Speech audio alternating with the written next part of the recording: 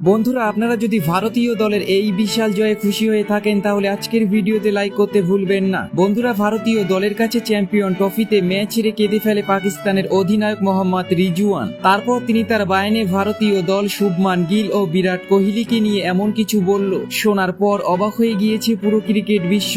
ভারতীয় দলের কাছে ম্যাচ হারার পর কি বলেছেন পাকিস্তান দলের অধিনায়ক মোহাম্মদ রিজওয়ান, দেখাবো তার সেই মাথা খারাপ করা বায়ানের সম্পূর্ণ ভিডিও। তবে তার আগে আপনাদের কি মনে হয় মোহাম্মদ রিজওয়ান ও রোহিত শর্মার মধ্যে সব থেকে সেরা ক্যাপ্টেনকে? নিচে কমেন্ট করে আপনাদের মূল্যবান মতামত আমাদের জানাতে ভুলবেন না।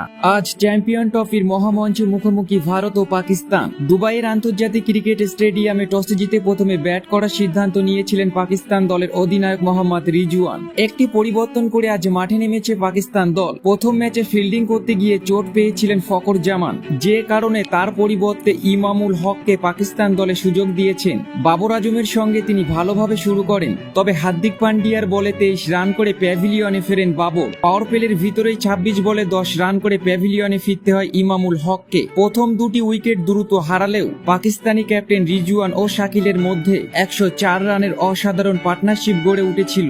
আকসার প্যাটেলের বলে অবশেষে 34 ওভারে শেষ হয় রিজওয়ানের ইনিংস। 77 বলে 46 রান বানিয়ে আউট হন মোহাম্মদ রিজওয়ান ও পরের ওভারে 76 বলে 62 রান বানিয়ে প্যাভিলিয়নে ফিরতে হয় শাকিলকে। মিডিল ওভারে একের পর এক উইকেট হারাতে শুরু করে পাকিস্তান দল। তাহি 4 রান করে আউট হয়ে যায়। পাকিস্তান দলের ভাইস ক্যাপ্টেন আগা সালমান 24 বলে 19 রান বানান। তাদের এই ইনিংসের জন্য 10টি উইকেট হারিয়ে 242 রান করে পাকিস্তান। এই রান তাড়া করতে নেমে ভারতীয় দলের শুরুটা একদম ভালো হয়নি। ক্যাপ্টেন রোহিত শর্মা 20 রান করে আউট হয়ে যান তিনি। তারপর মাথা ঠান্ডা রেখে ব্যাট করে যাচ্ছিল শুভমান গিল। 12 ওভারের মধ্যেই 76 রান করে একটি উইকেট হারিয়ে ভারতীয় দল। সেখান থেকে 17 ওভারের মধ্যেই ভারতীয় দল 100 রানের গন্ডি অতিক্রম করে ফেলে। তখন মাঠে ব্যাট করছিল বিরাট কোহলি ও শুভমান গিল। আজকের ম্যাচে 52 বলে 40 রানের অসাধারণ ইনিংস খেলেছেন শুভমান গিল। 115 রানে ভারতীয় দল দুটি উইকেট হারিয়ে ফেলে। সেখান থেকে অসাধারণ লড়াই করে গিয়েছিল বিরাট কোহলি। তিনি আজ দেখার মতো ইনিংস খেলেন। 53 বলে 44 রানে ব্যাট করছিল তখন তিনি।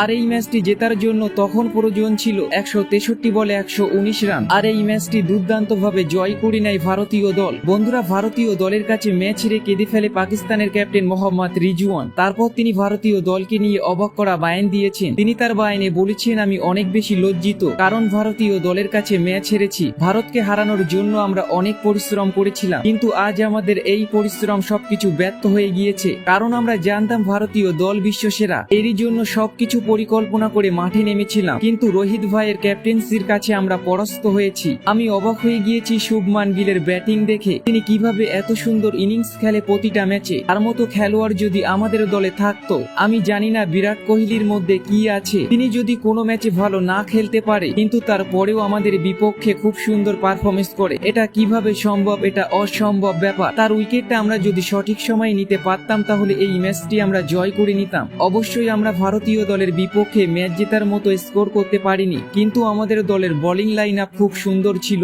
আমাদের দলের বোলাররা যে কোনো পরিস্থিতিতে ম্যাচ বদলাতে পারে, কিন্তু এটা ভারতীয় দলের সঙ্গে কখনো হবে না, কারণ তাদের দলে আছে বিশ্বসেরা তারকা খেলোয়াড়। আমি আমার মন থেকে অভিনন্দন জানাই এই ম্যাচ জেতার জন্য। তো বন্ধুরা, আপনাদের কেমন লাগলো পাকিস্তানের ক্যাপ্টেন মোহাম্মদ রিজওয়ানের এই বায়ান? নিচে কমেন্ট করে আমাদের জানাতে ভুলবেন না।